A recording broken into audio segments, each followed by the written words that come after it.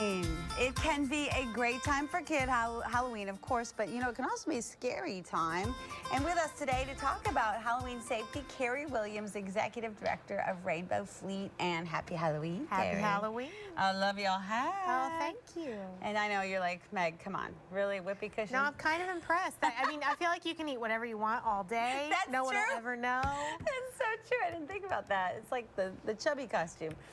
So anyway, Halloween safety tips for parents. There's so many because, you know, a lot of things can happen on Halloween. Yeah. A lot of things can, you know, go wrong. So help us out. What do we need to know? Well, there's a 50% higher chance that a child will be hit by a car on Halloween than any other night of the year. Obviously, there are more children walking around in the neighborhood. So you just have to be careful. Stay in well-lit areas. We always encourage children to trick-or-treat in groups if possible, and always supervised by an adult. So anyone under the age of 12, we suggest you have to have a parent or an adult with you to do that. But there are lots of other ways that you need to be careful on Halloween. For instance, makeup. A lot of makeup products can contain lead. And so many parents don't know that. I didn't know it. No, you wouldn't think they're allowed to still sell that, really. Yeah, so you know? particularly if you're going to be putting face paint on your child, you want to make sure it's free of any kind of carcinogens.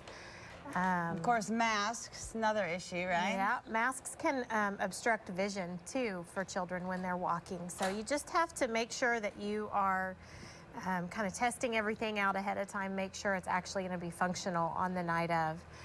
And what about those costumes that are too long? Or, you know, I see these poor kids coming up my way, and then bam, they just fall right on my grass. Absolutely like, true. A lot of those costumes are made for an age range. Right. So like 4 to 7. Okay, what does that mean? It probably means that it's going to be 4 inches too long on the arms and 4 inches too long on the legs. Right. I had to cut Noah's feet off of his costume yesterday because it's just too long. So glow sticks are a great thing for Halloween. Yeah. So, you know, cyclists always use reflective tape when they are riding at night.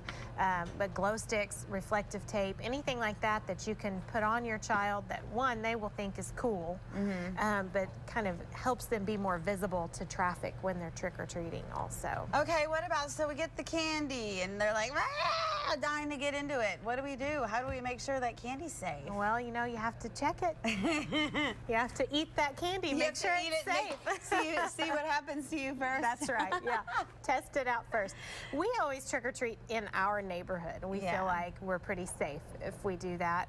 Everyone knows everyone in the neighborhood. So I know lots of families like to trick-or-treat and hit all of the neighborhoods. I think you're opening yourself up when you do that, but you know, it's fun. You don't want to kill the fun of the night, but you want to be safe, too. Yes, you definitely do. Yeah. And then, of course, there are alternatives, too. I mean, you don't have to go trick-or-treating. You can do parties. You can do activities. Yeah. You've got all sorts of stuff here. Yeah, this is for the parent who doesn't want to overload their child with candy on Halloween, but still wants to do something fun. So we have made, these are crayons, actually. And pretty simple, pretty easy to do. It's also good for fine motor skill development for children. And it's a fun activity they like to participate in. So keep all those broken crayons. Yes, instead of throwing them away. Don't throw them away, just throw them in a bag. We bought this silicone mold at a craft store, and you can mix your colors. You can do all one color. Look at if they can see. That's a mummy. Yeah, so here's a mummy. Cute. We've got a jack-o'-lantern here. Aww. It's pretty simple, easy to do. All you do is throw the broken crayons into the silicone mold, bake it for about 10 to 15 minutes at 250 degrees, and then you've got these great crayons. So you're reusing them. Oh, I'm dying to see fun. what's this one. Yeah, that one is a cat. It's a cat! Yeah, so these are fun. You can package them up, and you could give these out to trick-or-treaters instead of candy. And they're going to throw that right back at you. Thanks. No, I'm just kidding. Hey, if you need any help or you have any questions when it comes to parenting, Rainbow Fleet is there to help. Their number here in OKC, 525-3111. They're back every other week with more expert advice for parents who are raising Oklahoma. And they also have a number for those who speak Spanish. That number is 525-8783. Of course, College Sitters are our sponsors, and Shelby's going to tell us a little bit more about them. Yes, I am. So College Sitters